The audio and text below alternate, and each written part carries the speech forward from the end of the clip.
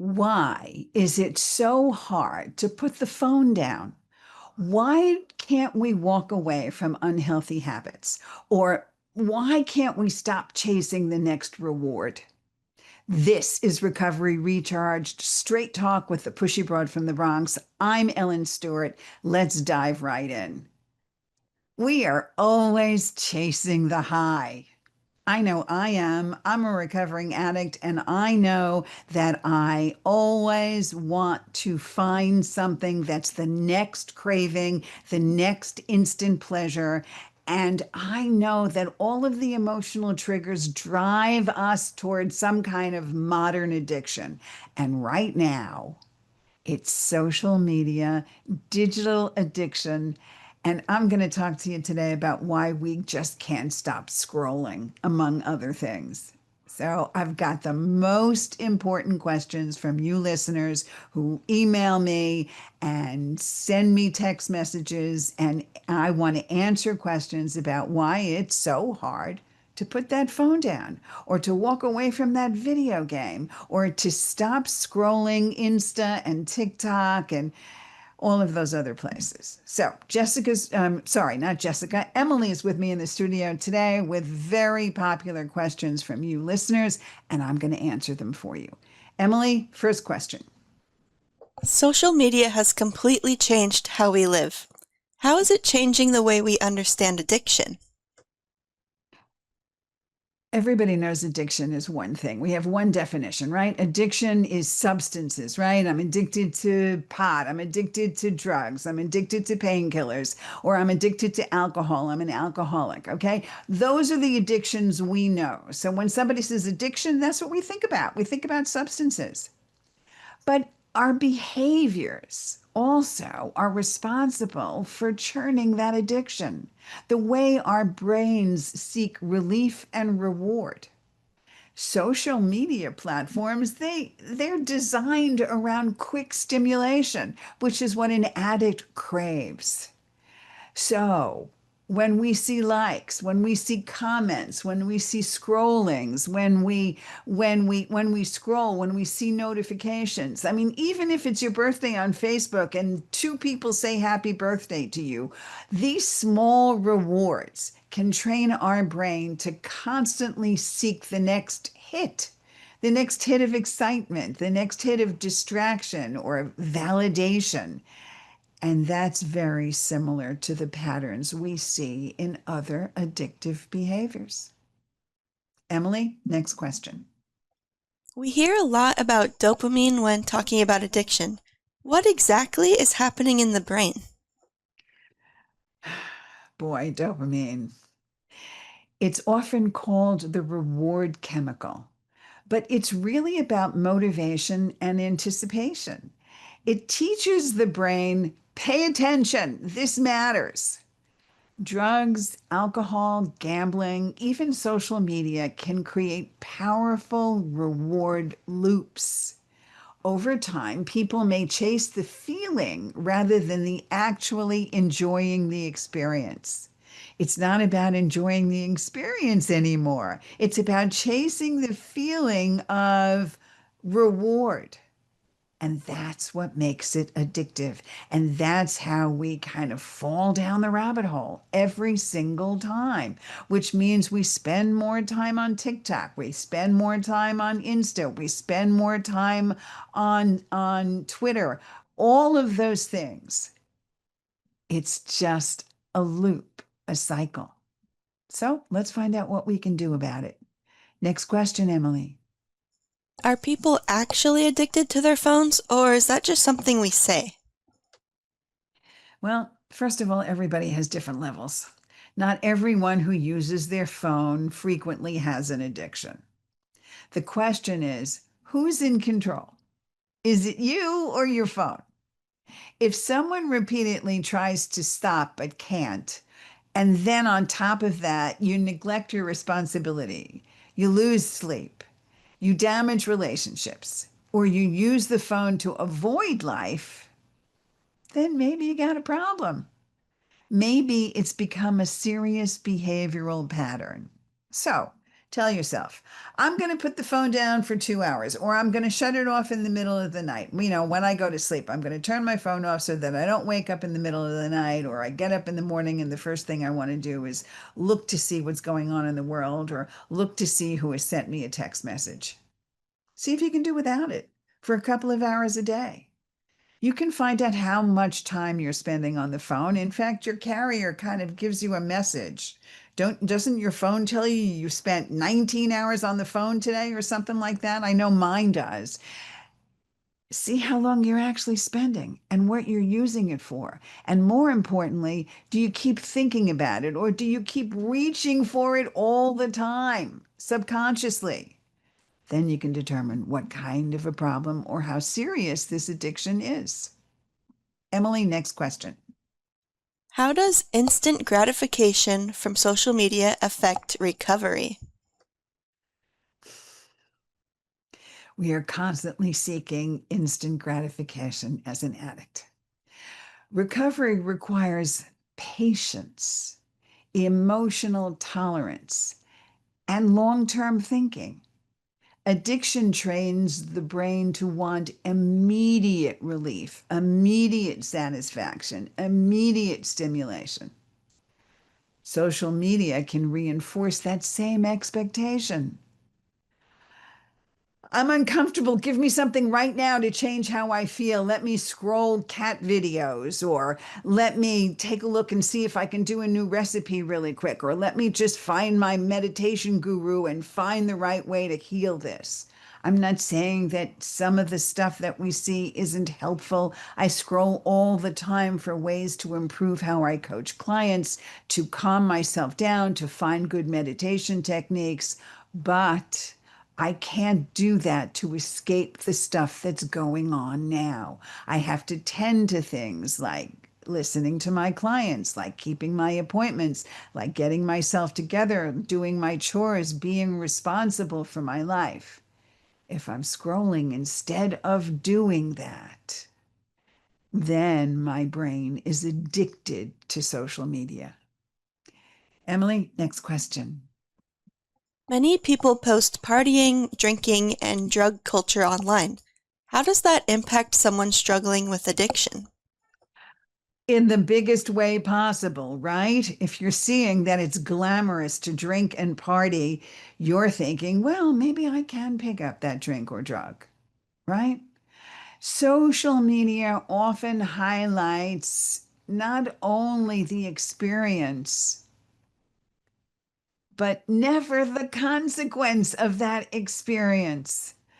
A person might see celebration for a hangover, but doesn't see regret or damaged relationships or legal problems or emotional pain. For someone vulnerable or in early recovery, constant exposure normalizes or romanticizes the very behaviors you're trying to change. So do yourself a favor. Might not be walking into the bar or going down and visiting your local drug dealer, but if you keep scrolling and you keep getting that, you're going to want to go out and do it.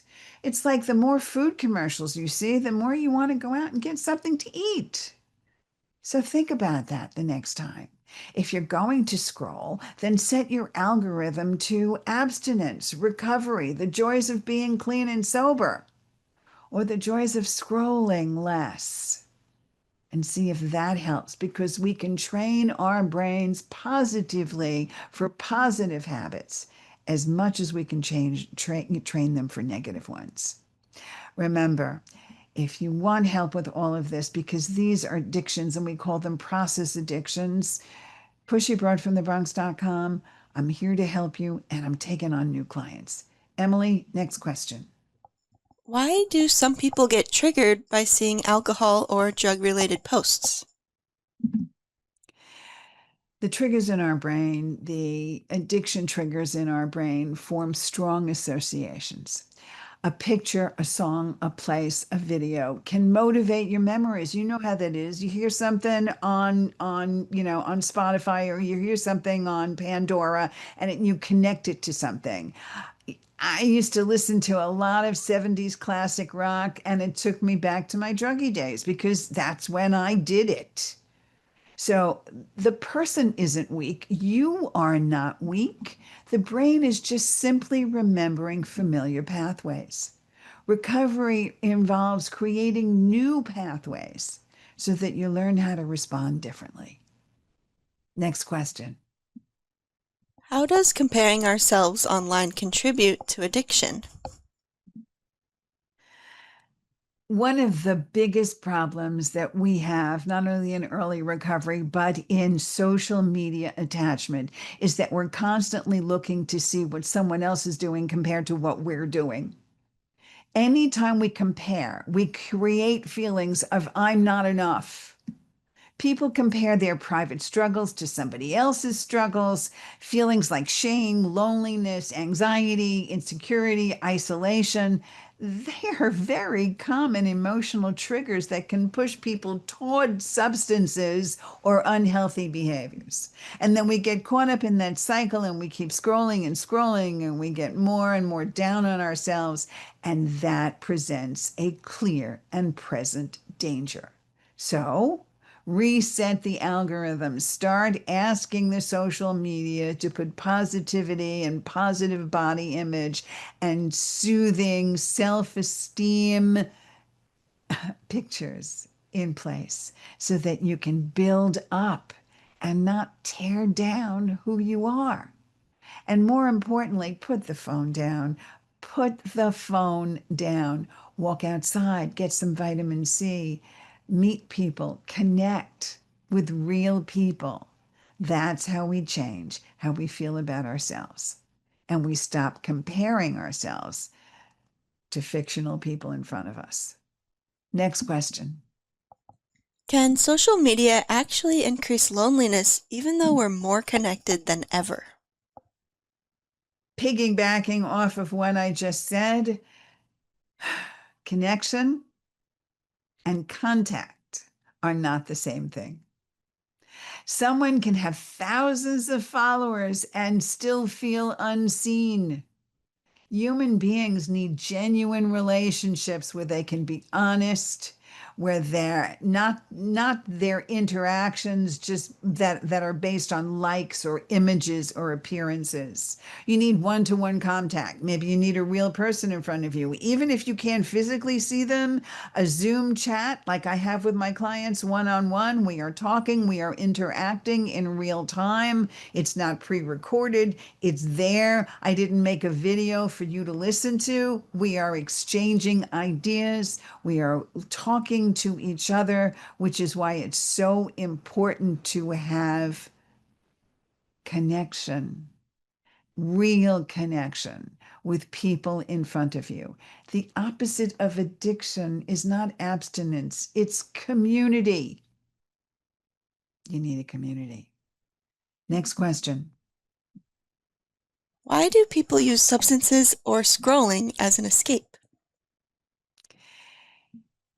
Many addictions begin as solutions before they become problems. People often discover something that temporarily helps them avoid stress or anxiety or trauma or boredom or painful emotions, is what they think is going to be the full time fix. The challenge is that temporary relief can turn into dependency when it becomes the only coping tool. So let's say you have decided to move away from this and now you are on the phone all the time and you're scrolling all the time and you're looking for things and you're waking up in the morning and seeing that if you posted something, how many people like it and what your fans are saying, and you're gathering pictures to post and you're spending your whole life doing this. And this becomes your world. This becomes your temporary relief, but it doesn't help you cope with the real things that are going on. It doesn't help you understand better what's forcing you to be so obsessive in this way. And unless you're making money because you've become a creator or you are an influencer, then what you are doing is avoiding something deeper. Next question. Are young people more vulnerable to these digital influences? We know they are, right? Because the part of the brain responsible for judgment, impulse control, and long term planning are still developing. Science tells us that we're not fully grown adults until somewhere between 25 and 27 years old. So everything that happens before that is still a developing brain. So social influences and social pressure, online trends, and wanting acceptance can make it very hard to make healthy decisions because you're being swayed in so many directions and you don't know where to turn. So, yes, young people are more vulnerable simply because their brains are still in development. Next question. Is social media all negative when it comes to addiction and recovery? Thank goodness, no. And I am the pushy broad from the Bronx here to tell you that my social media posts are positive. All of the podcasts that you see are clinicians talking about how you can transform your lives. The science, the medicine, all of the treatment in this country is positive. Social media can be a very powerful recovery tool. You can find support groups, education, inspiration, and communities that remind you that you are not alone. The issue isn't technology itself. That's not the issue. I love tech, love it. It's how you use it and whether or not it controls you or it supports you. Emily, what else? How can someone tell if social media is hurting their mental health? One big way is to pay attention to see how you feel afterwards. After you scroll something or after you've gone through something or you've listened to something, ask yourself, am I inspired, connected, informed, or am I now more anxious, angry, jealous, and empty? So, so let me ask you, how do you want to feel? Inspired, connected, and informed, or angry, jealous, and empty? Change the algorithm, people. I want you to feel inspired, connected, and informed rather than negative emotions. You don't want to leave with negative emotions. Your emotional state after using social media tells you a lot about your relationship with it. So bear that in mind. Emily, next question. What are some healthy boundaries people can create with technology? Like in anything in recovery, we have to start one day at a time. Small changes make a very big difference. Turn around and tell yourself, when I get up, I'm not going to look at my phone until I'm ready to go to work or I'm ready to start my day, whenever that is. Avoid scrolling before sleep. Turn off unnecessary notifications. I turned off sound for a lot of my notifications because I felt that every single time there was a news item or every single time there was a text message, I get a little ping or ding or whatever sound. I turned it off so that I'm not looking constantly to see what's going on. I unfollow triggering accounts, things that are going to make me feel angry or jealous or empty. Schedule specific offline time with your family, with your partner, with yourself, most of all, and replace scrolling with activities that create real fulfillment. You know how to do that. And if you have trouble doing that, pushyabroadfromthebronx.com will get you started. Emily, what else have you got? For families watching someone struggle, what should they understand about modern addiction? Well, we know more than we did before, right? It's still a stigma, but nevertheless, people can understand that social media and digital addiction is something that people talk about more and more, even though it's difficult for them to admit. And if we're talking about substance addiction, even though stigma does come with it, we are opening up the conversation constantly. And here's one place to find that open conversation. So I want you to understand that addiction is often about pain and coping and connection, not just simply poor choices. Okay? Nobody wants to make those poor choices over and over again. We are compelled to. Our addiction brain compels us to. But judgment of that usually creates much more shame and often fuels the addiction.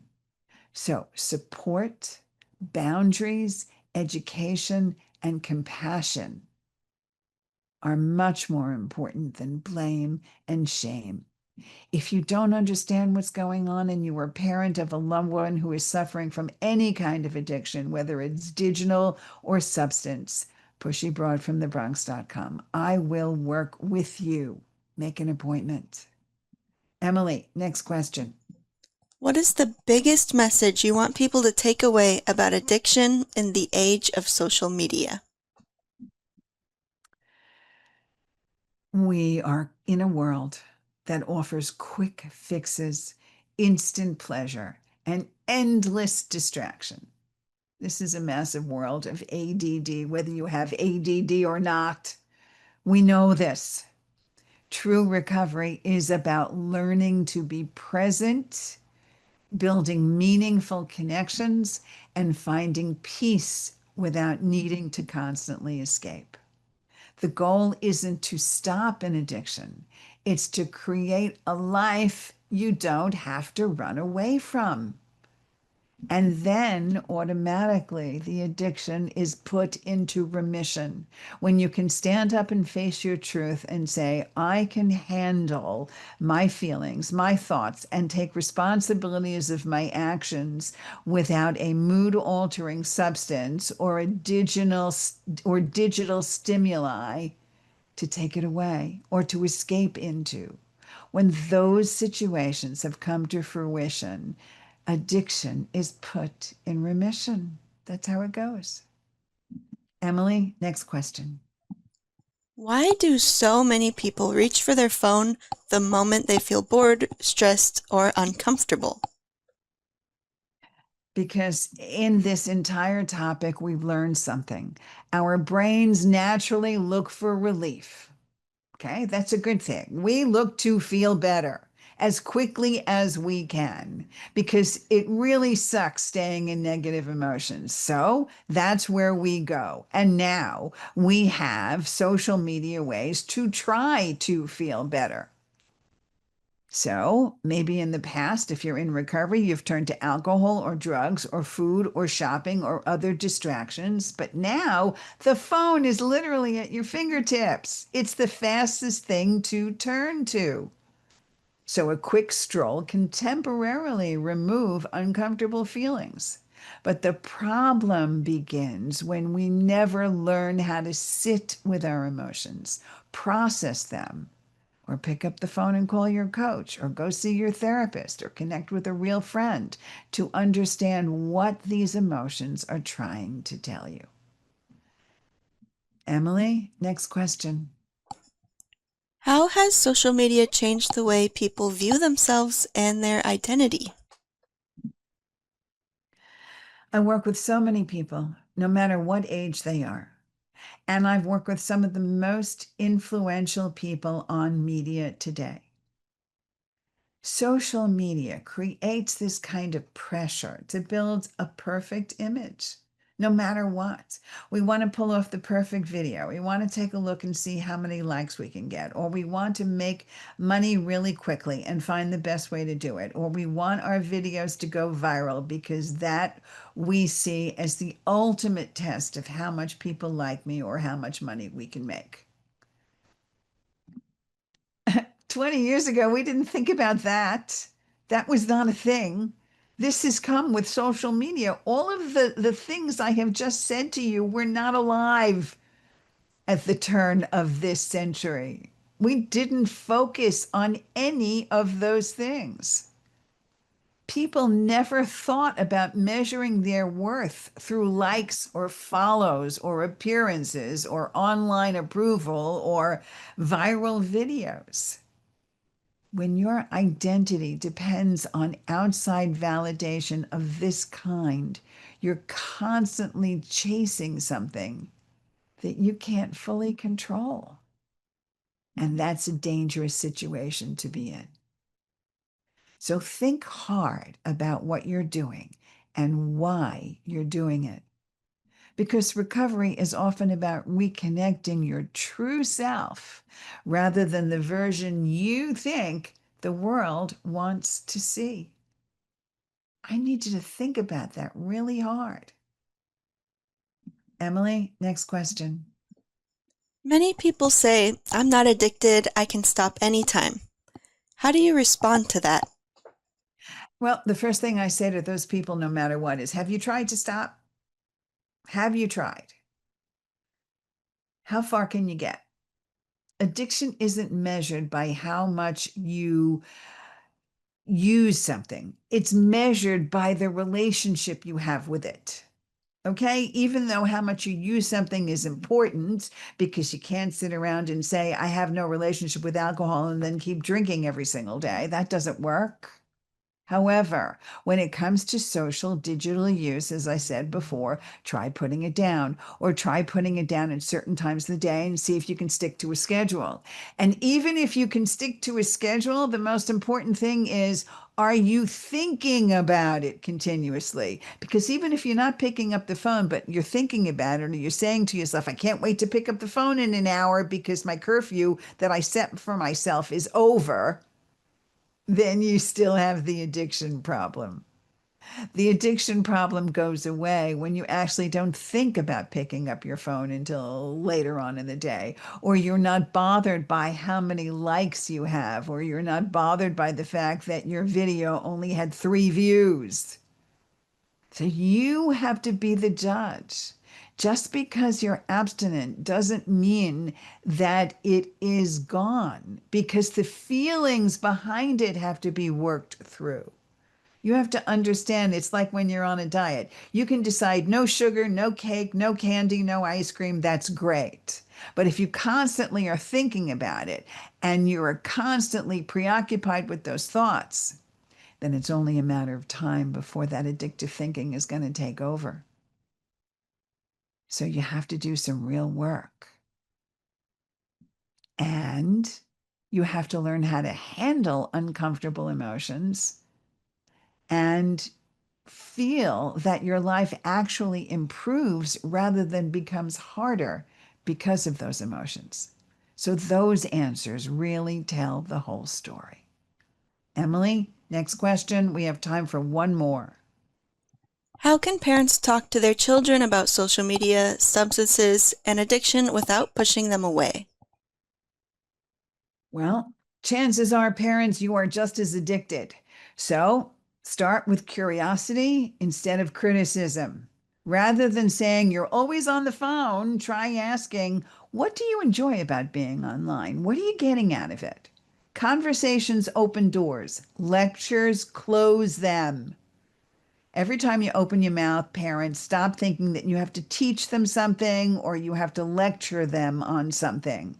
Young people need guidance and you need guidance too. So ask yourself, what am I enjoying out of this? Am I escaping my life or am I finding a way to get the support that I need? These are real issues.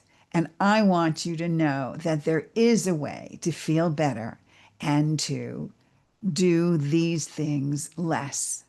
So, pushybroad from thebronx.com. Come have a conversation with me. I'm so glad you're here to listen to this today, and we'll see you next time. She's the pushy broad from the Bronx, New York. Follow her voice, a straight dog is nice. She's a pushy broad from the Bronx, oh yeah.